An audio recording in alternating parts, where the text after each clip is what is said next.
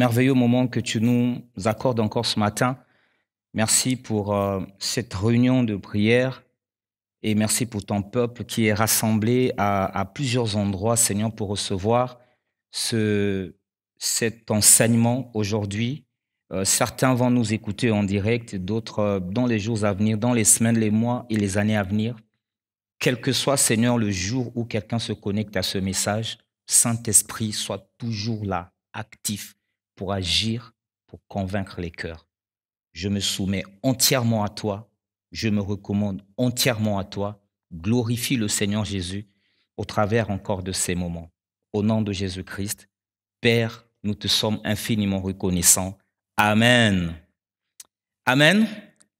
Voilà, nous bénissons le Seigneur notre roi, en tout cas nos salutations, où que vous soyez, quels que soient les moyens par lesquels nous arrivons à vous aujourd'hui. Soyez salués véritablement dans la présence du Seigneur. Nous bénissons l'église de Pointe-Noire, l'église du Congo et l'église de la sous-région Afrique centrale, que le Seigneur bénit véritablement. Nous voyons un véritable temps de réveil, temps de règne qui est en train d'arriver, des hommes et des femmes que Dieu est en train d'élever dans ces nations, dans la sous-région, qui vont véritablement porter le nom de Jésus-Christ très haut et très loin. Alors, aujourd'hui, nous voulons continuer.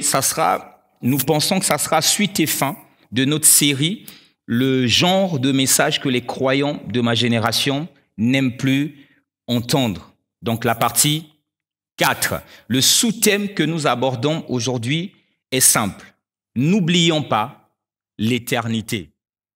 Nous pouvons noter, n'oublions pas l'éternité. Voilà, très rapidement, je vais vous inviter à lire deux portions des Écritures avec nous. La première portion dans le livre de Jean, chapitre 6, les versets, à partir du verset 24e jusqu'au verset 27e. Et la deuxième portion va être dans le livre de 1 Corinthiens, chapitre 15. Uniquement, nous lirons le verset 19e. Nous lisons ensemble Jean 6, 24 à 27. La Bible dit, « Les gens de la foule, ayant vu que ni Jésus, ni ses disciples n'étaient là, montèrent eux-mêmes dans ces barques et allèrent à Capernaum à la recherche de Jésus. Et l'ayant trouvé au-delà de la mer, ils lui dirent, « Rabbi, quand es-tu venu ici ?» Jésus leur répondit, « en vérité, je vous le dis, vous me cherchez non parce que vous avez vu des miracles, mais parce que vous avez mangé des pains et que vous avez été rassasiés. Travaillez non pour la nourriture qui périt, mais pour celle qui subsiste pour la vie éternelle, et que le Fils de l'homme vous donnera, car c'est lui que le Père, que Dieu a marqué de son sceau. » Je vais nous inviter pour mieux comprendre cette portion, à lire le 26e verset dans la traduction Bible du Semeur, que vous savez maintenant, j'affectionne beaucoup. Le verset 26 de Jean chapitre 6, traduction Bible du Semeur, la Bible dit, « Jésus leur répondit, « Vraiment, je vous l'assure, si vous me cherchez, ce n'est pas parce que vous avez compris le sens de mes signes miraculeux. » Je relis. « Si vous me cherchez, ce n'est pas parce que vous avez compris le sens de mes signes miraculeux. » Nous comprenons ici que le Seigneur Jésus est en train de nous révéler quelque chose au travers de la traduction du Semeur. C'est que derrière la plupart des miracles du Seigneur, il y a un message qui est caché. C'est comme si lorsque Jésus il fait un miracle, il ne veut pas juste que nous puissions nous arrêter au résultat du miracle, c'est-à-dire manger les pains et se rassasier, mais de comprendre les signes. Il dit le sens des signes du miracle. Donc, lire entre les lignes, comprendre le miracle entre les lignes. En l'occurrence, ici, le miracle dont il est question dans Jean chapitre 6, c'est le miracle de la multiplication des pains. Le Seigneur est en train de s'étonner de ce qu'il a fait ce miracle, mais les gens le suivent parce qu'ils ont mangé et ont été rassasiés, mais pas parce qu'ils ont compris le sens des signes de ce miracle. Alléluia. Par exemple, il fallait se poser la question, ou le Seigneur veut que nous puissions nous poser la question face à un tel miracle, lorsqu'on parle des pains. Et là, en l'occurrence, on nous précise que ce sont les pains d'orge.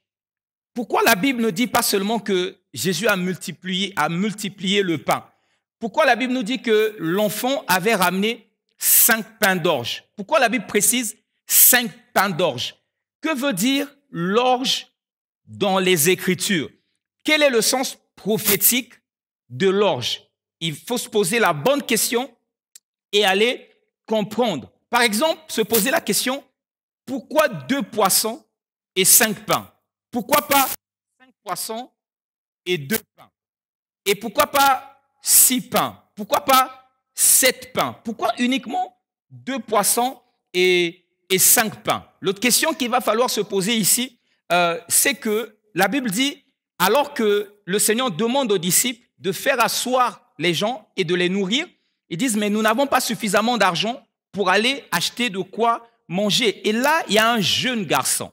Il y a un jeune garçon qui va être le déclencheur du miracle, qui va emmener les 5 pains et les 2 poissons. On est en Israël, un peuple avec des traditions très ordonnées, très organisées. Lorsque vous lisez la Bible, vous allez voir qu'en général, lorsqu'on compte les gens, on comptait les gens en Israël, surtout dans l'Ancienne Alliance, on va compter les hommes et on va dire sans compter les femmes et les enfants. Ça veut dire que dans leur culture, ils ne prenaient pas en compte les enfants. Et là, on a juste un enfant qui va jouer un rôle important, un rôle majeur. Pourquoi là, l'enfant qui, en général, dans leur culture, n'est pas vu comme pouvant jouer un rôle important, va jouer un rôle important. Le Seigneur nous dit, comprendre le sens des signes, c'est s'arrêter sur ce genre de détails. Et voilà un enfant qui est seul en Israël, dans une foule. Où sont passés ses parents? Ses parents sont où? Parce qu'en général, on devait s'attarder sur les parents. Ou encore, c'est les parents qui devaient apporter le pain et les poissons. Pourquoi les parents ne sont pas là? Le Seigneur, il veut qu'on s'arrête, quand il fait un miracle, qu'on s'arrête sur ce genre de détails. Alléluia. Amen. Dites Amen. Qu'est-ce que cet enfant? Est-ce que c'était un enfant orphelin? Si c'était un enfant orphelin, que signifiait cette portion, cette ration qu'il avait de 5 pains et des 2 poissons? Se poser la bonne question. Et un peu plus tard, le Seigneur dit à ses disciples, faites asseoir la foule, faites asseoir les gens. Et curieusement, il dit, ensuite, on partagea les pains à ceux qui étaient assis. Je suppose que tout le monde était assis, mais la Bible précise à ceux qui étaient assis. Est-ce que ça veut dire qu'il y a certains qui étaient restés debout? Donc, ça veut dire que s'il y a certains qui étaient restés debout, ils n'ont pas eu la part. Parce que la Bible précise qu'on a partagé à ceux qui étaient assis. Ce sont des questions qu'il faut se poser. Quand vous lisez dans ce texte, au verset 12e, par exemple, là, le Seigneur, il va dire, allez, les gens, ils ont fini de manger. Il dit aux disciples, ramassez tout ce qui reste afin que rien ne se perde. Pourquoi?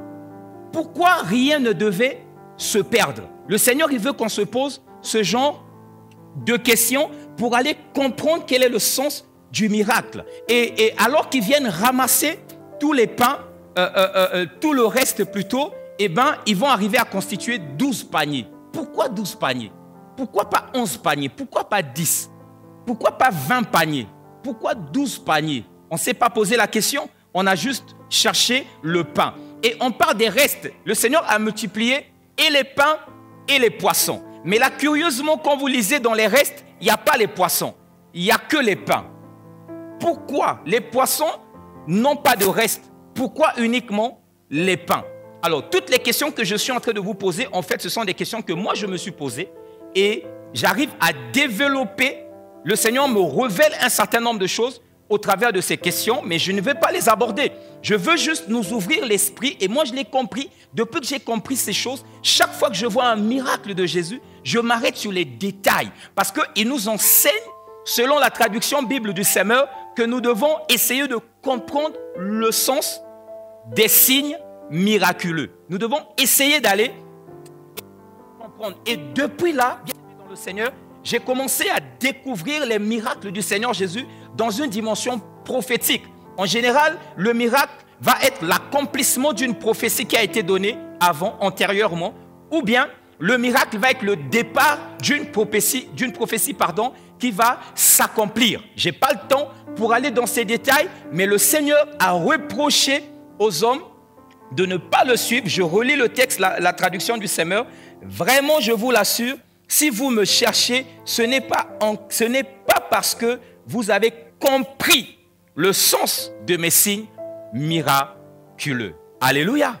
Amen. Amen. Chaque fois que nous voyons un miracle, faisons attention sur le miracle.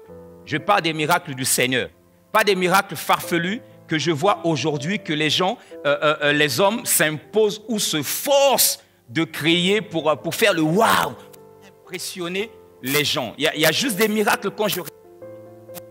Les gens ou quoi? Moi, je crois dans la puissance de Dieu dans les miracles. Mais je n'aimerais pas, je ne supporte pas, et nous ne devons pas supporter, en tant que ministre de l'Évangile, en tant que serviteur de Dieu, nous ne devons pas nous amuser avec les choses de Dieu. J'étais en train de regarder un jour, et puis j'ai vu un homme qui dit qu'il était en train de faire un miracle. Il a rassemblé les gens étaient là, il les a appelés, et puis on a pris quelqu'un qui avait ses 2 jambes normales, et on l'a aligné, il dit, ok, ses 2 jambes sont normales. Il commence à dire, regardez, une jambe va se rallonger. Une jambe va se rallonger, une jambe va se rallonger. Regardez, la jambe se rallonge, la jambe. Et puis j'entends les gens comme ça, prophète, média, ainsi de suite. Et puis après il dit, la jambe va repartir, la jambe va repartir, la jambe va repartir. Ça c'est de la distraction. C'est de la distraction. C'est comme si tu m'appelles, pasteur Roland vient. Et puis moi je parle normalement. Je ne suis pas muet, je parle. Et puis tu me dis, voilà, je vais faire un miracle. Allez, maintenant, le pasteur Roland ne va plus parler. Il ne pourra plus parler. Allez, pasteur Roland, tu n'arrives plus à parler. Et puis à un moment, tu dis, allez, parle de nouveau. Ça, c'est de l'amusement, c'est de la distraction.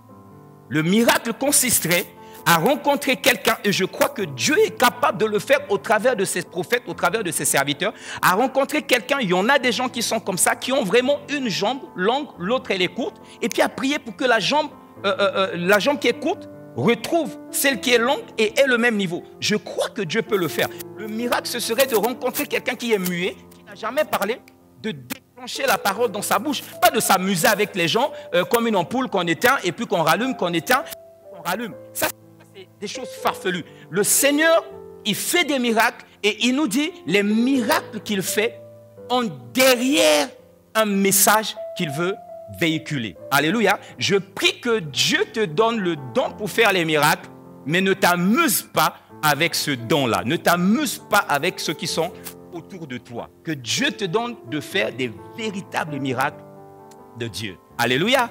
Amen. Amen. Alors, la deuxième portion des Écritures que nous voulons lire ensemble, ça va être 1 Corinthiens chapitre 15, le verset 19e. Un texte que moi j'affectionne beaucoup, sur lequel j'ai travaillé sur plusieurs prédication. La Bible dit, en Corinthiens 15, 19, si c'est dans cette vie seulement que nous espérons en Christ, nous sommes les plus malheureux de tous les hommes. Bible du Semeur toujours, on va lire cette fois-ci. Si c'est seulement, ça c'est la traduction du Semeur, tout à l'heure c'était Louis Gond, 1910, et voici la traduction du Semeur. Si c'est seulement pour la vie présente que nous avons mis notre espérance dans le Christ, nous sommes les plus à plaindre de tous les hommes. Donc l'apôtre Paul est en train de dire ici que lorsque nous marchons avec Christ et que nous espérons en lui seulement pour les choses, pour cette vie de la terre, nous sommes le plus malheureux de tous les hommes. Et le sens de malheureux ici, tel que la Bible du Seigneur nous le dit, c'est quelqu'un qui est à plaindre, quelqu'un qui fait pitié. C'est-à-dire que tu es un enfant de Dieu, mais tu t'attaches à Christ seulement pour cette vie terrestre. La Bible dit tu es le plus malheureux de tous les hommes. Tu es quelqu'un à plaindre. Tu es un chrétien qui fait pitié. C'est presque comme si on veut dire, tu perds ton temps. Tu n'as pas compris le sens de ce que c'est. Et j'ai prêché un message dans l'église à l'époque. Ce message, c'était en Christ, mais hors sujet. Hors sujet parce que tu es en Christ, mais tu es hors sujet. Parce que le sujet important lorsque nous marchons avec le Seigneur, ce n'est pas seulement les choses de cette terre, mais c'est surtout les choses du siècle à venir. Alors, quand nous lisons ce texte, il y a deux petites vérités que j'aimerais ressortir. La première vérité, c'est que l'apôtre Paul, ici, est en train de créer une hiérarchisation des malheurs. C'est comme s'il y a des malheureux et il y a des plus malheureux. Et là, en l'occurrence, nous sommes en train de parler du plus malheureux. La deuxième des choses, et c'est ça qui va être terrible, c'est que lorsque l'apôtre Paul est en train de faire la comparaison, il élargit la sphère. Au départ, il parle des chrétiens. Mais ensuite, il ne dit pas que si c'est dans cette vie seulement que nous espérons en Christ, nous sommes le plus malheureux de tous les chrétiens. Il dit, nous sommes le plus malheureux de tous les hommes. Ça veut dire que lorsqu'un chrétien s'attache à Dieu seulement pour les choses de cette terre, il n'est pas malheureux de tous les chrétiens, mais en fait de tous les hommes, y compris les inconvertis, les irréligieux, les occultistes, tous, il est plus malheureux que ces gens-là. Par exemple, aujourd'hui dans nos sociétés, on a des gens quelque part, à cause de l'insécurité, qui ne peuvent pas sortir de chez eux parce qu'ils ont peur des actes de terrorisme. C'est des gens qui sont malheureux. Ils vivent dans un certain malheur. Ils sont malheureux. Et l'apôtre Paul dit ici que le chrétien qui s'attache seulement aux choses de la terre est plus malheureux que ces gens-là. Par exemple, il y a un enfant qui est né, qui a perdu ses parents et qui a été délaissé à lui-même. Il est malheureux. On va voir encore d'autres types de malheurs dans la vie de tous les jours. Quelqu'un qui cherche à se marier, mais qui n'arrive pas à se marier. Il est malheureux. Quelqu'un qui investit dans le domaine quelconque des affaires, il investit financièrement et puis il fait chou blanc. Ça veut dire qu'il il ne gagne pas par rapport, il n'a pas un retour sur investissement. Il fait chou blanc, il est malheureux. L'apôtre Paul est en train de nous dire que le chrétien qui s'attache à Christ seulement pour les choses de la terre est plus malheureux que toutes ces personnes-là. Waouh! Amen. Dites encore Amen. Alléluia. L'Église aujourd'hui, nous sommes en train de passer complètement à côté de la plaque. Pas moi. Amen. Si vous nous suivez, vous savez que pas moi. Nous faisons des séminaires, toutes sortes de séminaires, et nous prêchons toutes sortes de choses que nous avons enfouies dans le concept de la bénédiction. Et on pousse ainsi les enfants de Dieu à avoir comme si la chose la plus importante, c'était la bénédiction matérielle. Car en fait, la bénédiction, ce n'est pas ce que nous leur avons dit. Avoir du travail, se marier, voyager, acheter une voiture, avoir des affaires prospères, c'est ce que nous avons appelé bénédiction. Là, c'est un élément de la bénédiction. Ce n'est pas la bénédiction. Parce qu'en fait, même la bénédiction, littéralement, ça veut dire du bien. Bénédicter, dire bien, dire quelque chose de bien. Un bon message. Donc la bénédiction, c'est d'abord une parole. Ce n'est pas forcément avoir des voitures. Avoir des voitures, c'est un élément de la bénédiction. Et nous avons présenté ces choses matérielles, nous avons nommé ces choses la bénédiction ou les bénédictions, et nous avons placé ces choses au centre de nos activités ecclésiastiques. Et nous avons un peuple aujourd'hui, peuple de Dieu, qui sont comme ces chrétiens de 1 Corinthiens, chapitre 15, le verset 19, que l'apôtre Paul est en train de plaindre. Quand nous lisons Psaume 23, le verset 6e, lorsque la Bible parle de la bénédiction, la Bible dit « Oui, le bonheur et la grâce m'accompagneront tous les jours de ma vie. » Le bonheur et la grâce. La grâce ici, c'est l'esprit de faveur. Ce sont les faveurs que Dieu donne à son enfant. Oui, le bonheur et la grâce m'accompagneront tous les jours de ma vie et j'habiterai tous les jours dans la maison de l'Éternel. Alors, jusqu'à la fin de mes jours, pardon.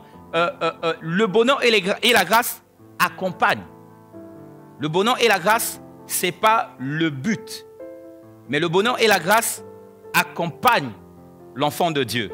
Et aujourd'hui, nous avons des chrétiens. Chaque fois que j'appelle chrétien, j'ai envie d'enlever le « i » là, qui a après le « t », mais je ne vais pas le faire. Nous avons, ou plutôt le « e » qui a juste après le « i », c'est ce que je voulais dire, et que nous n'allons pas faire. Nous avons des chrétiens qui, à cause de nos messages, s'attachent seulement à ces choses-là. Et ils en font aujourd'hui leur but. Mais ces choses n'ont jamais été le but. Mais la Bible dit que ce sont des éléments qui doivent nous accompagner. Et du reste, lorsque nous lisons Deutéronome chapitre 28, la Bible dit que l'Éternel ordonnera à la bénédiction d'être avec toi. Donc la bénédiction est là pour être avec nous. Mais ce n'est pas nous qui devons courir après la bénédiction. Alléluia. Amen. Donc en tant qu'enfant de Dieu, ce matin, mon bien-aimé dans le Seigneur, à changer les choses, à recadrer un peu, à revoir véritablement ta position par rapport à Christ. Quels sont tes intérêts lorsque tu sers le Seigneur? Je me rappelle, il y a quelques années, je crois qu'on est dans les années 1999, 2000, 2001, 2002, mon père en Christ, l'apôtre François Belletoko, lorsqu'il parlait de ces choses, il en parlait de manière ludique, mais généralement avec colère. Il nous donnait un exemple très simple. Il dit comment un enfant de Dieu va venir dans l'église et tous les jours il prie pour avoir les enfants. Ou bien tous les jours il prie pour avoir le travail. Ou toute sa vie il prie seulement pour voyager. On a beaucoup de gens dans nos églises, ils viennent prier pour voyager. Ils ne viennent pas parce qu'ils aiment le Seigneur, mais parce qu'ils veulent voyager et donc ils veulent prier. Et lui, il nous donnait un exemple, comme je disais de manière ludique, mais il le faisait généralement avec colère. Il dit, allez à l'aéroport, allez voir les gens qui voyagent, faisons-le encore aujourd'hui. Peut-être qu'aujourd'hui, avec l'évangélisation, les tendances sont en train de changer un tout petit peu. Il dit, allez à l'aéroport, posez la question à ceux qui sont en train de voyager, qui partent en France, aux États-Unis et ailleurs, posez-leur la question s'ils sont chrétiens. La plupart vous diront qu'ils ne prient même pas. Alors, comment quelque chose que des gens qui ne prient pas peuvent avoir, et moi, je vais passer toute ma vie à prier pour ça? Ça veut dire que je suis en train de diminuer mon Dieu. Il nous disait, allez à la maternité, posez la question à toutes les femmes qui accouchent, si elles sont chrétiennes. Il y a certaines qui ne le sont même pas. S'il y a des femmes non chrétiennes qui peuvent accoucher, avoir des enfants, ça veut dire que moi, je ne peux pas faire du fait d'avoir un enfant le mobile principal de ma vie dans l'église. C'est pas possible. Il nous disait, allez dans les entreprises, devant les entreprises, des grandes entreprises, posez la question à tous ces cadres qui sont là, s'ils sont des chrétiens. Nombreux ne sont pas des chrétiens.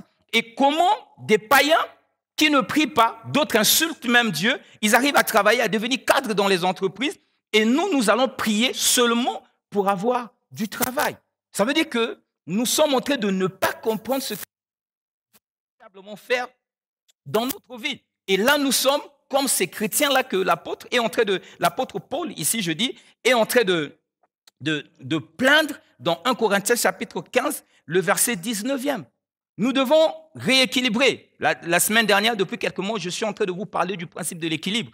Eh bien, nous devons équilibrer notre approche ou notre motivation en Christ.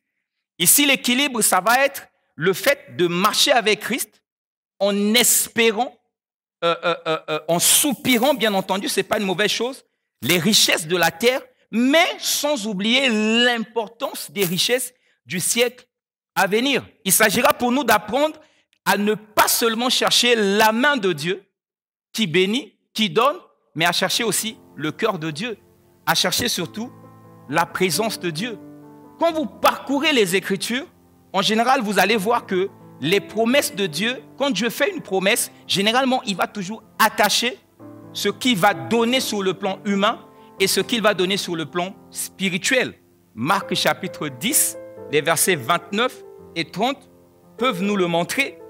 Et d'autres textes que je vais sortir encore tout à l'heure. Jésus répondit, Marc 10, je vous le dis en vérité, il n'est personne qui, ayant quitté à cause de moi, à cause de la bonne nouvelle, sa maison, ou ses frères, ou ses sœurs, ou sa mère, ou son père, ou ses enfants, ou ses terres, ne reçoivent au centuple, présentement, dans ce siècle-ci, des maisons, des frères, des sœurs, des mères, des enfants et des terres avec des persécutions. Ça, c'est les bénédictions terrestres. Il ne s'arrête pas là, il ajoute.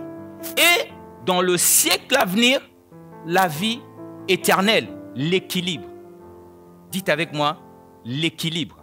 Marc chapitre 8, verset 36e nous dit « Que sert-il à un homme de gagner tout le monde s'il perd son âme ?» Traduction du Semeur, si un homme parvenait à posséder le monde entier, à quoi cela lui servirait-il s'il perd sa vie? Ici, sa vie, ça va être la vie Zoé, la vie de Dieu, qui est la vie éternelle, qui vient en nous dès que nous avons rencontré le Seigneur. Matthieu chapitre 6, à partir du verset 9e jusqu'au verset 11e, la Bible dit, voici donc comment vous devez prier. Notre Père qui est aux cieux, que ton nom soit sanctifié, que ton règne vienne, que ta volonté soit faite sur la terre comme au ciel. Donc, la préoccupation, c'est d'abord pour les choses célestes. Mais le Seigneur ne s'arrête pas là. Il va créer l'équilibre. Il dit, donne-nous aujourd'hui notre pain quotidien. Alléluia.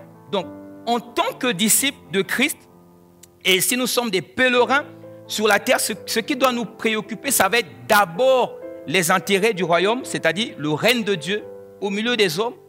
Et ensuite, parce que nous en avons besoin, le Seigneur nous dit, ne manquez pas d'être préoccupés aussi pour le pain quotidien. Alors, on parle bien du pain quotidien. On ne parle pas de toutes ces espérances farfelues que nous avons, orgueilleuses, parce que nous voulons avoir au-delà des autres. Nous voulons avoir pour nous comparer aux autres. Nous voulons amasser des choses qui ne partiront même pas avec nous dans la tombe et nous faisons toutes sortes de compromis et ainsi de suite. Et le jour où nous allons fermer les yeux, toutes ces choses-là vont rester. Le pain quotidien peut prendre plusieurs formes. Par exemple, le pain quotidien pour quelqu'un va être le vêtement dont il a besoin pour se couvrir. Je parle du vêtement dont il a besoin, pas des 50 costumes qui sont dans ton armoire.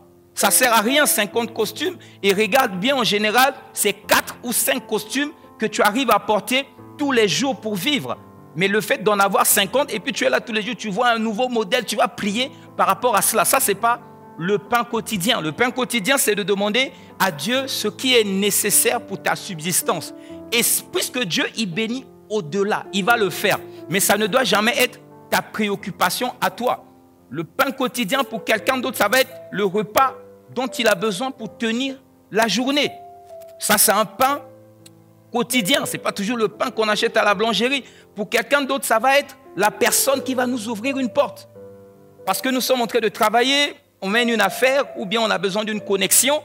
Et quand le matin, on est en train de prier, on dit « Seigneur, accorde-moi le pain quotidien ». Le pain quotidien pour toi, ça sera peut-être un dossier qui est bloqué quelque part. Tu n'as pas de ressources, tu n'as pas de réseau. Et puis, Dieu va susciter quelqu'un comme s'il va tomber du ciel et il va t'ouvrir la porte. Le pain quotidien pour quelqu'un d'autre, ça va être, tu as beaucoup de choses à faire dans la journée. Et quand tu fais le pain quotidien, en fait, tu es en train de dire, Seigneur, donne-moi la force dont j'ai besoin pour tenir aujourd'hui. À chaque jour suffira sa peine. Alléluia. Donc, nous, en tant qu'enfants de Dieu, nous devons apprendre à vivre dans la sobriété. Nous devons apprendre à... Je ne dis pas que nous ne devons pas désirer aimer plus parce que le Seigneur, je le rappelle, veut nous donner au-delà de nos espérances. Mais nos cœurs doivent être capables de soupirer après ce dont nous avons besoin. Si le Seigneur trouve que nous sommes prêts à porter davantage, il nous donnera davantage. Alléluia. Amen. Parce que finalement, la bénédiction, c'est quoi? La bénédiction, c'est toujours nous rapprocher de Christ. La vraie bénédiction nous rapproche de Christ. Et regardez aujourd'hui toutes ces choses farfelues que vous cherchez, quand vous les avez, il y en a tellement, vous n'arrivez plus à les gérer que vous n'avez plus le temps pour le Seigneur. Vous avez le temps que pour ces choses-là qui dépassent votre entendement et vous n'avez plus le temps pour votre Seigneur. La bénédiction doit nous rapprocher du Seigneur. Quand vous lisez Marc, chapitre 10, la Bible nous parle de Bartimée. Bartimée, il va juste, il rencontre le Seigneur Jésus. Jésus le guérit et au verset 53, quand vous lisez, il est écrit « Aussitôt, il recouvra la vue et suivit Jésus dans le chemin. » Il est béni, mais il suit Jésus dans le chemin. La Bible nous parle dans le livre de Luc, chapitre 24, Jésus est mort, il est ressuscité, mais les disciples, en fait, ne savent pas. Pour eux, ils attendaient un roi qui devait les sauver, qui devait intervenir pour eux de manière physique, gagner des guerres avec eux. Et puis là, boum, le Seigneur n'en est plus, il est mort. Et la Bible nous parle sur le chemin d'Emmaüs de 2 disciples qui étaient en train de marcher. Ils partaient pour vaquer de nouveau à leurs anciennes occupations avant de connaître le Seigneur. Mais lorsqu'ils ont rencontré le Seigneur, quand vous lisez les versets 32 et 33, ils disent quelque chose d'extraordinaire. Ils disent, et ils se disent l'un à l'autre, notre cœur ne brûlait-il pas au-dedans de nous lorsqu'ils parlaient en chemin et nous expliquaient les Écritures? Se levant à l'heure même, ils retournèrent à Jérusalem. Ils rencontrent le Seigneur Jésus. Ils étaient en train de partir ailleurs. Et là, ils font un retour. Ils retournent à Jérusalem. Jérusalem ici, c'est le modèle du lieu de la présence de Dieu. Moi, je donne cet exemple pour te dire à toi qui me suis ce matin, il y a eu une crise. Les églises ont été fermées. Et depuis quelques semaines, nous sommes en train d'annoncer que l'église est ouverte. Les activités on a repris avec les activités dans les églises. J'ai convoqué des prières de midi à Au Standard pour Christ, pour les foyers. J'ai prié avec ces foyers-là lundi, mardi, mercredi et jeudi. Le vendredi, je n'ai pas fait ça. Mais j'ai vu que, alors que des foyers à Au Standard, ce sont des groupes de 30-35 personnes, quelquefois plus. Mais là, tu avais quoi? Tu avais 8 personnes, 10 personnes. Gloire à Dieu, ils viennent, nous prions. Et puis le Seigneur écoute nos prières. Mais les autres sont où? Vous êtes sur le chemin d'Emmaüs. Vous croyez que le coronavirus avait emmené la présence de Dieu? Mais ce n'est pas parce que l'église était fermée que tu t'éloignes du Seigneur. Tu deviens lourd pour revenir. Alors si cette parole peut jouer le rôle de Christ pour ces 2 disciples-là sur le chemin d'Emmaüs, je te dis, mon ami, quitte le chemin d'Emmaüs, retourne à Jérusalem, retourne dans les activités de l'église. Et là, je m'attends à ce que la semaine prochaine, les prochains foyers, que vous puissiez vous mobiliser véritablement et venir participer à ces moments de prière. Mais gloire à Dieu, même si vous ne venez pas, nous serons toujours là pour prier, pour intercéder, pour bénir notre Seigneur. La bénédiction devait nous rattacher à Christ. Quand vous lisez toujours Jean chapitre 6, qu'on est en train de lire le verset 68e, lorsque le Seigneur Jésus, la Bible dit, a durci avec les choses, et vous allez voir que l'apôtre, puis les autres apôtres, les autres disciples sont partis, et le Seigneur il pose la question à Pierre, et enfin à ceux qui étaient là, mais vous, pourquoi vous ne partez pas? Pierre dit au verset 68, à qui irions-nous? Tu as les paroles de la vie éternelle. Alléluia. La bénédiction, la véritable bénédiction en Dieu doit nous rapprocher de Christ. Et lorsque cette parole de Dieu, cette parole de Christ vient en nous, elle emmène ce qu'on appelle la vie Zoé. Et c'est cette vie qui doit être en toi. Et lorsque la vie Zoé vient en nous, elle fait principalement 2 choses. La vie Zoé va aller s'attaquer à ce qu'on appelle la vie Thanatos. La vie Thanatos, c'est la vie du diable. Ce mot en grec veut littéralement dire la vie de la mort. Alléluia. Amen. Lorsque nous nous éloignons de Dieu ou de toute façon, nous cohabitons avec cette vie. Et en fonction de là où nous sommes, cette vie des fois peut commencer à opérer en nous. Et quand la vie Zoé vient en nous, elle anéantit la vie Thanatos, la vie de la mort, la vie du diable. Mais elle va encore faire une autre chose, c'est que la vie Zoé va aller maintenant envelopper la vie psuké, qui est en nous. La vie psuké, c'est la vie naturelle, ça vient de psukikos, qui veut dire naturel. La vie psuké qui est en nous, c'est la vie naturelle, la vie normale. Mais la vie de Dieu va venir envelopper notre vie psuké de sorte à ce que notre naturel devienne spirituel. Et lorsque le naturel pour nous devient spirituel, nos cœurs sont attachés à ce Seigneur merveilleux, et bien c'est en ce moment-là seulement que nous commençons à vivre pour l'éternité. C'est en ce moment-là seulement que nous commençons à désirer, à aspirer après l'éternité. Je ne sais pas pour toi, mais ce n'est pas parce que je suis en train de prêcher. Je soupire après ces moments. Alléluia. Après ce retour merveilleux du Seigneur. Mais pourquoi tu n'y penses même pas? C'est parce qu'il n'y a pas la vie de Dieu en toi. Il n'y a pas la vie de Christ en toi. Fais attention, il y a peut-être la vie psuké, normale, comme chez tout le monde, mais peut-être qu'il y a la vie thanatos en toi, qui est la vie de la mort, qui est la vie du diable, la vie du péché, qui agit trop fortement en toi, au point où tu n'arrives pas à comprendre ou à désirer des choses spirituelles. Alléluia. Amen. Quand la vie de Dieu vient en toi, quand tu commences à soupirer à ces choses, tu commences à soupirer à l'éternité. Et en ce qui concerne l'éternité, lorsqu'on parle de l'éternité dans la Bible nous donne 6 grands moments, 6 grands épisodes de la vie de l'éternité. Alors là, j'aimerais ouvrir une parenthèse qui est importante. C'est qu'un jour, j'étais en train de discuter avec quelqu'un qui m'a dit « L'éternité commence à l'enlèvement de l'Église. » L'éternité ne commence pas à l'enlèvement de l'Église. L'éternité commence le jour où tu as donné ta vie à Jésus-Christ. Si tu l'as fait véritablement, la vie de Dieu, le Saint-Esprit est venu en toi. Tu as commencé l'éternité en fait. Tu as commencé parce que tu as le Saint-Esprit et le Saint-Esprit est un esprit de l'éternité. Et donc, ton éternité a commencé, mais encore dans un corps. Alors bref, lorsque la Bible nous parle de l'éternité en tant que telle, la Bible nous présente 6 grands événements qui sont des événements à venir. Le premier événement, ça va être ce qu'on appelle la bienheureuse espérance, qui est en fait, qui correspond à l'enlèvement. Quand le Seigneur viendra, il s'arrêtera sur les airs, il descendra sur les nuées, il s'arrêtera dans les airs Et là, la Bible dit, les morts en Christ ressusciteront premièrement et les vivants seront transformés, ils seront changés au sang comme un clin d'œil, ils seront changés, ils revêtiront un corps de gloire, ils vont aller à la rencontre du Seigneur et là, ils partiront avec le Seigneur pour vivre cette année dans la félicité, dans la présence de Dieu. Et donc, cette période après l'enlèvement va correspondre à la période qu'on appelle la tribulation, qui est la deuxième période, le deuxième événement des temps de la fin, des temps qui vont bientôt se manifester. Ça va être la tribulation. C'est que pendant que les rachetés, ça veut dire que l'Église qui a été sauvée, alors là c'est très important, quand vous lisez Apocalypse chapitre 19, vous allez voir qu'on n'est pas en train de parler de tous ceux qui fréquentaient l'Église. Apocalypse 19, au verset 7e, la Bible dit « Réjouissons-nous et soyons dans l'allégresse et donnons-lui gloire, car les noces de l'agneau sont venues et son épouse s'est préparée. » On parle de l'épouse qui s'est préparée, pas des gens qui fréquentaient l'Église. Donc les rachetés qui seront enlevés avec le Seigneur, ça sera ceux qui se seront préparés. Et le genre de message, lorsque je dis, j'ouvre la série, le genre de message que les chrétiens de ma génération n'aiment plus entendre, ce sont des messages importants parce que ce sont ces messages-là qui préparent l'épouse à la rencontre de son Seigneur. Donc, pendant que l'épouse sera en train de passer cette année avec son Seigneur, alors là, il y a deux courants, je vais parler dans les détails, parce qu'il y a un courant qui dit que lorsque nous serons avec le Seigneur, les 7 années, moi je me mets déjà dedans, toi aussi j'espère que tu te mets dedans, ça sera les noces de l'agneau.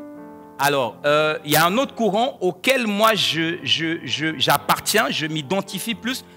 Les textes bibliques et prophétiques qui me le démontrent, c'est que les noces en tant que telles, les noces de l'agneau vont intervenir juste avant le millénium. Je crois que je n'ai pas le temps pour expliquer ces choses. Alors bref, quoi qu'il en soit, sur la terre pendant ces 7 années, il y aura des temps de tribulation. Il y aura des jugements qui vont s'abattre sur la terre tels qu'il n'y en a jamais eu. Vous avez vu le coronavirus là qui a tout arrêté. Les jugements de cette période-là, ça c'est zéro. Ça c'est rien. Voilà pourquoi je te dis, mon ami, n'attends pas d'être sauvé après les 7 ans là. Prépare-toi maintenant pour qu'on soit pour nous dans les airs. Parce que quand l'Église part, la grâce est attachée à l'Église. Si l'Église n'est plus sur terre, la grâce n'est plus en train de se manifester. Israël, les Juifs qui ont rejeté la grâce, je vais expliquer, seront sauvés différemment. Je vais expliquer, mais je crois que je n'ai pas le temps aujourd'hui. Alléluia. Donc nous devons travailler aujourd'hui, profiter de la grâce afin que nous soyons parmi les rachetés. Et pendant ces temps de 7 années, là, il va y avoir l'antéchrist et le faux prophète qui vont se manifester. Après donc les 7 ans, la première partie, donc 3 années et demie de ces 7 ans, il y aura une alliance de paix parce que, en fait, ce qui va se passer, c'est que pour que l'enlèvement soit déclenché, aujourd'hui, les commentateurs nous présentent en fait que le scénario le plus probable, c'est qu'il y aura une crise, un grand conflit au Moyen-Orient. Ça sera un grand conflit qui pourra embraser le monde entier. Et donc, l'Église est enlevée, et là, il y a un conflit immense, mais il y a un homme qui est un prince qu'on appelle l'Antéchrist, qui va sortir et qui va apporter une solution de paix au Moyen-Orient. Israël aussi va signer pour cette solution. Tout le monde va signer de toute façon, parce que la crise, le conflit sera tellement dévastateur que si tu ne signes pas, on sera tous détruits. Donc, le pacificateur, entre guillemets, qu'on appelle l'Antéchrist, va proposer une solution de 7 années et tout le monde va signer. Mais, dans le cours de ces 7 années, à un certain moment, il va changer d'avis. Il va renoncer à sa parole. Il va renoncer à son engagement. Et là, la Bible dit, alors je vous donne vraiment des grandes lignes, je pourrais vous donner des textes après. Et là, la Bible dit qu'il va s'attaquer maintenant au culte juif. Il va faire cesser le sacrifice. Il va faire cesser l'offrande. À un certain moment, la Bible dit qu'il va même s'établir dans le temple lui-même et se proclamer Dieu. Se proclamer Dieu. Et donc, dans la même foulée, les nations arabes qui sont autour d'Israël vont se former en clan alors qu'il y avait une alliance de paix entre toutes ces nations.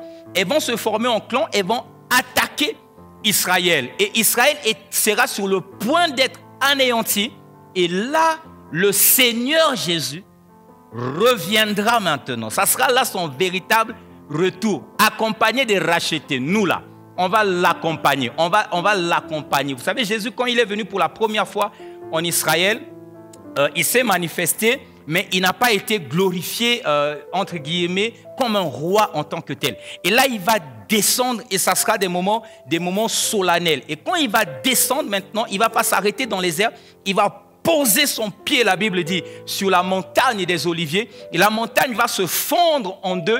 Il y a une vallée qui va se former au milieu qu'on appelle la vallée de Josaphat. Et c'est là du reste que les peuples et les nations vont être jugés. Ça sera le premier jugement des nations pour que les nations, les hommes, juifs ou non juifs, les gens d'église qui étaient restés, qui vont être trouvés dignes, qui vont résister aux 7 années de tribulation. Ce sont ces nations-là qui vont nous rejoindre, qui vont rejoindre les rachetés avec Christ millénium, dans le règne du millénium.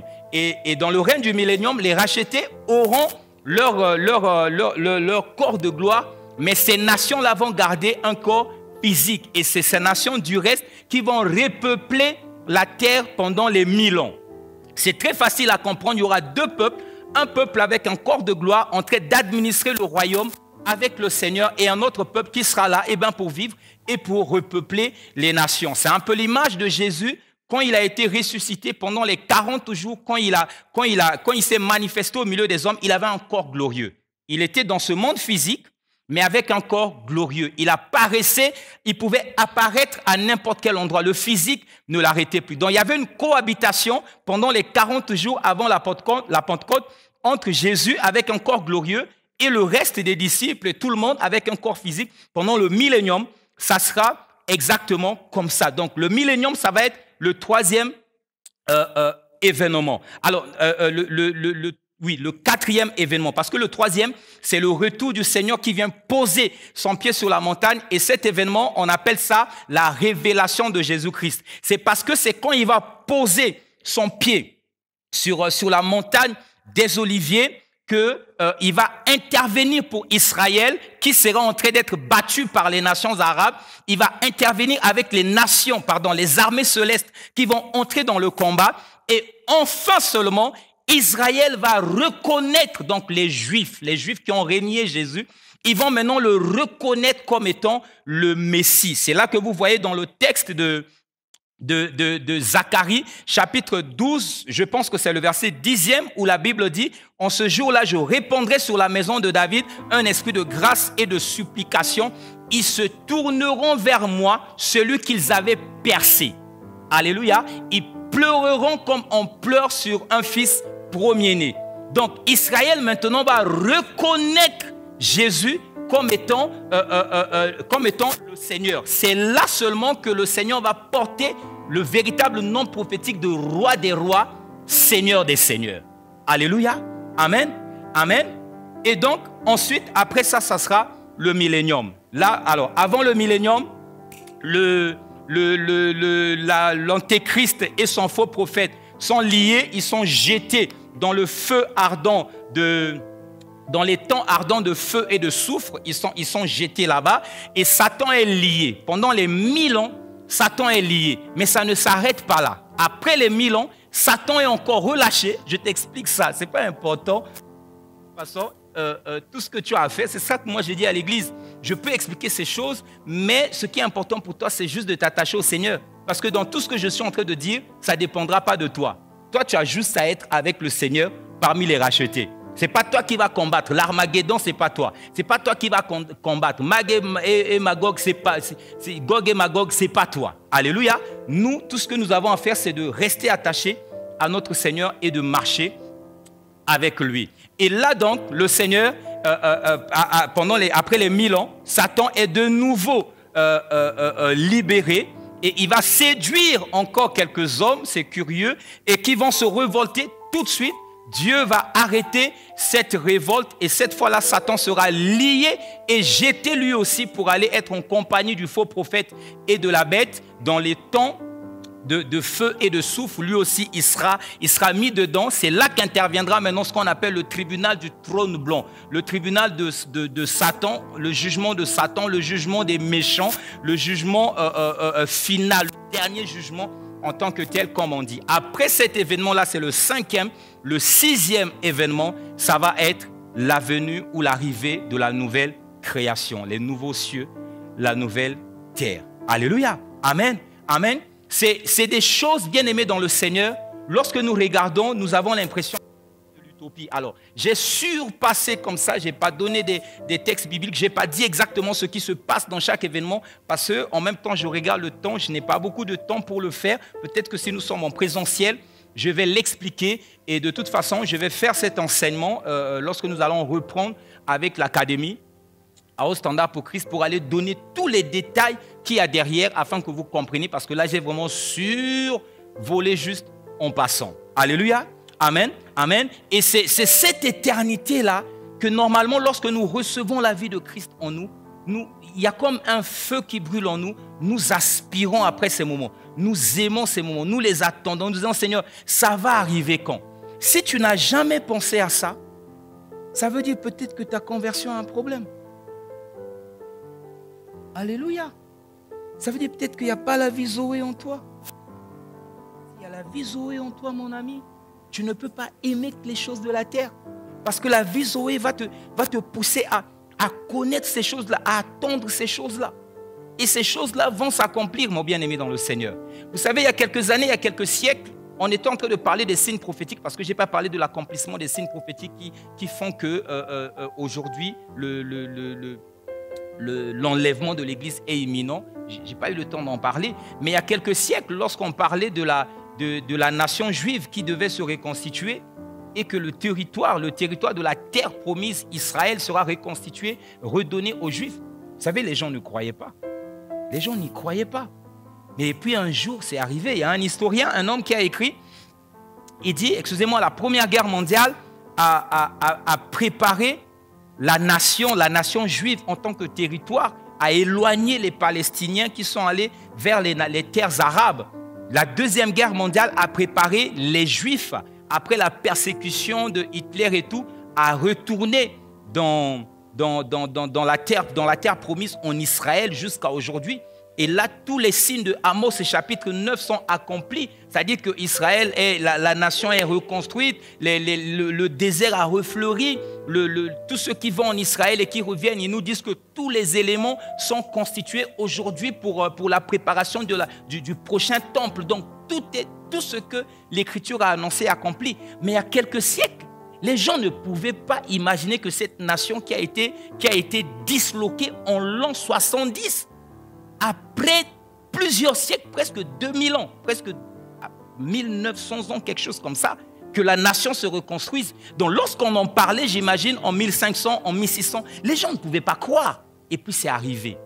C'est pour te dire si ces signes-là se sont accomplis alors que hier c'était utopique. Il y a des choses dont je suis en train de te parler aujourd'hui. Tu penses que c'est utopique. Fais attention. Ces choses-là vont s'accomplir. C'est dans le livre de Josué où le Seigneur était en train de parler au travers de son serviteur pour dire toutes les paroles, toutes les prophéties que Dieu avait annoncées se sont accomplies. Quand Dieu dit quelque chose, ça s'accomplit. Moi, je crois fermement que toutes ces choses vont véritablement s'accomplir. Alléluia. Pense à l'éternité. N'oublions pas l'éternité. Je sais que c'est un message qui n'est pas populaire. Je sais que vous aimez entendre, vous avez l'onction, Dieu vous protège, les sorciers ne vous feront rien, ainsi de suite. Mais moi, je crée l'équilibre. Je vous prêche ça et je vous rappelle de ne pas oublier l'éternité. Alléluia. Amen. Et pour atterrir, voici le takeaway que je m'en vais vous présenter, la portion que j'aimerais que vous gardiez avec vous. J'ai vraiment à cœur, j'ai le sentiment de non-accomplissement parce que j'ai survolé tellement des choses qui sont dans mon esprit ici, mais à cause du temps, je regarde, il me reste 3-5 minutes, je ne peux pas en parler. Je vais annoncer le retour. Et si Dieu fait grâce, peut-être qu'on commencera par là. On pourra prendre même 1 mois pour que je détaille en profondeur les événements des temps de la fin. Peut-être que ça va créer en vous une certaine soif de vous préparer d'être cette épouse selon Apocalypse 19, qui se prépare pour la rencontre de son Seigneur. Alléluia. Amen. Amen. Voici donc le takeaway. Si je vous parle de ces choses, les amis, je vous aime vraiment beaucoup. Hein. Si un pasteur ne vous en parle pas, il ne vous aime pas. Il ne vous aime pas. En tant que né de nouveau, nous ne péchons pas. Donc, c'est la portion que je vous propose de partir avec vous. Si vous avez tout oublié dans ce que j'ai dit. En tant que né de nouveau, nous ne péchons pas si nous aspirons aux bénédictions matérielles. Mais ce serait une insulte à l'œuvre de Christ que de ne s'arrêter qu'à ce niveau-là. Car notre but est la couronne pour la bienheureuse espérance de son retour et l'éternité à ses côtés. Veillons-y en travaillant avec zèle, non pour la nourriture qui périt, mais pour celle qui subsiste pour la vie éternelle. Alléluia. Amen. Voilà, je voudrais vous inviter ce matin, ceux qui sont à la maison, puisque vous pouvez, de manière tout à fait hygiénique, prendre un verre personnel, individuel, un pain individuel. Et je tiens à ce que nous puissions, pour nous qui sommes à la maison, toujours célébrer la Sainte Seine, la communion, parce que là, de toute façon, à la maison, il n'y a pas de risque de contamination. Je vais prendre notre texte traditionnel de 1 Corinthiens, le chapitre 11e, à partir du verset 23. La Bible dit « Car j'ai reçu du Seigneur ce que je vous ai enseigné, c'est que le Seigneur Jésus, dans la nuit où il fut livré, prit du pain. Et après avoir rendu grâce, le rompit et dit, « Ceci est mon corps, qui est rompu pour vous. Faites ceci en mémoire de moi. » Et dans ce pain que nous tenons, notre Dieu, dans nous, est véritablement corps. Nous avons appris, selon Jean chapitre 6, que si nous ne mangeons pas ton corps, nous ne pouvons pas avoir part avec toi. Laisse qu'au travers de cet acte spirituel, où nous avons parlé, Seigneur, du sens des signes. Laisse que le sens qui a caché derrière la communion de notre Dieu puisse être révélé à tes enfants qui participent à ce service ce matin. Je vous invite à prendre le pain qui est le corps du Seigneur. C'est le pain de l'amitié, le pain de vie. Le Seigneur nous a aimés comme on n'a jamais. Verset 25, la Bible dit, après avoir soupé, il prit la coupe et dit, cette coupe est la nouvelle alliance en mon sang. Faites ceci en mémoire de moi toutes les fois que vous en boirez. Seigneur Jésus, c'est en mémoire de toi que nous levons la coupe de ton sang, le sang de l'innocent, le sang du juste qui a coulé, Seigneur éternel, en notre faveur. C'est en mémoire de cette interpellation, de ce don gratuit, de cette faveur que nous devons. Et alors que nous prenons, Seigneur éternel, ton sang, nous buvons ton sang, c'est ta vie, la vie Zoé, qui vient en nous, anéantir la vie Thanatos et pour envelopper la vie Psuké qui était en nous, pour le rendre spirituel et surnaturel. Je vous invite, mes bien-aimés dans le Seigneur, à prendre avec nous la vie.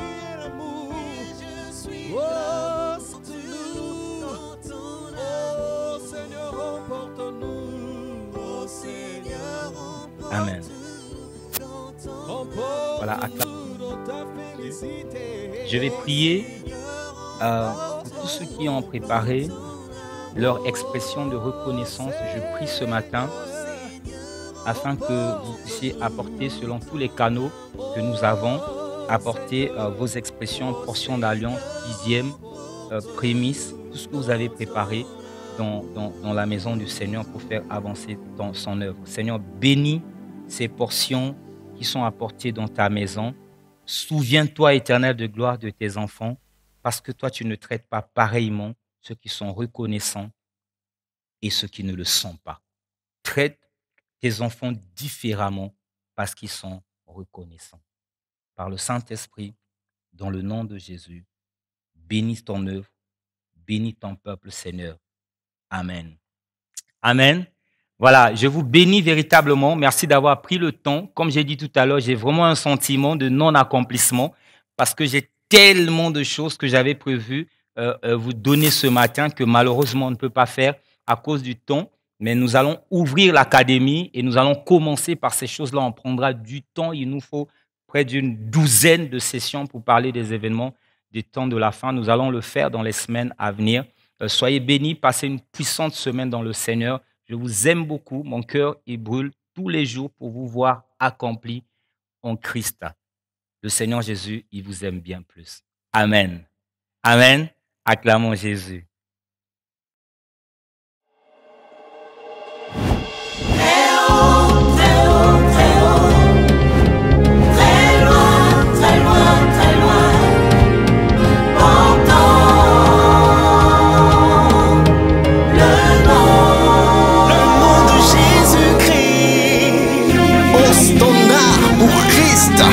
Une église, un rêve, une passion et une attitude.